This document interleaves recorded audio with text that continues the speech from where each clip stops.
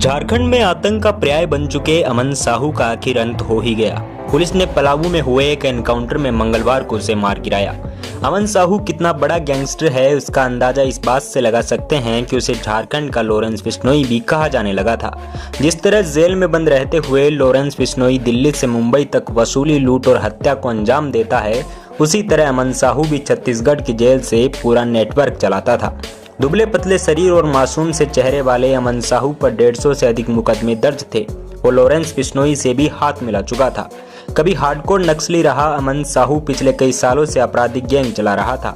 वह वसूली से लेकर हत्या और लूट का बड़ा नेटवर्क चला रहा था, जिसमें सैकड़ों शूटर्स और गुर्गे शामिल हैं। झारखंड से छत्तीसगढ़ तक अमन साहू मुख्य तौर पर कोयला कारोबारियों को निशाना बनाता था।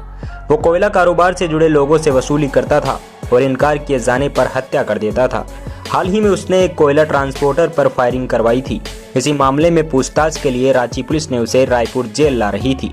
रायपुर जेल में रहकर ही वह अपने पूरे गैंग को चला रहा था और एक के बाद एक आपराधिक वारदातों को अंजाम भी दे रहा था। अमन साहू पिछले कुछ सालों से लॉरेंस बिश्नोई का करीबी बन चुका था। बताया जाता है कि लॉरेंस बिश्नोई को वो शूटर्स और गुर्गे उपलब्ध करवाता था। बदले में उसे लॉरेंस गैंग से कई आधुनिक हथियार भी मिले थे। लॉरेंस बिश्नोई से एनआईए की पूछताछ के दौरान भी अमन साहू का नाम सामने आया था। अमन साहू बिश्नोई गैंग को गुर्गे उपलब्ध करवाने के अलावा शूटर्स को सीमा पार करवाने में भी मदद करता था। पिछले कुछ सालों में साहू लॉरेंस बिश्नोई का पक्का यार बन चुका था। लॉरेंस बिश्नोई फिलहाल गुजरात के साबरमती जेल में बंद है।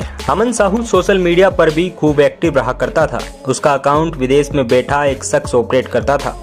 एनकाउंटर से 15 घंटे पहले भी अमन साहू की एक तस्वीर को फेसबुक पर पोस्ट किया गया था। अमन साहू राजनीति में भी आना चाहता था और वह बड़का गांव से विधानसभा का चुनाव भी लड़ना चाहता था, लेकिन इसी बीच उसका एनकाउंटर कर दिया गया।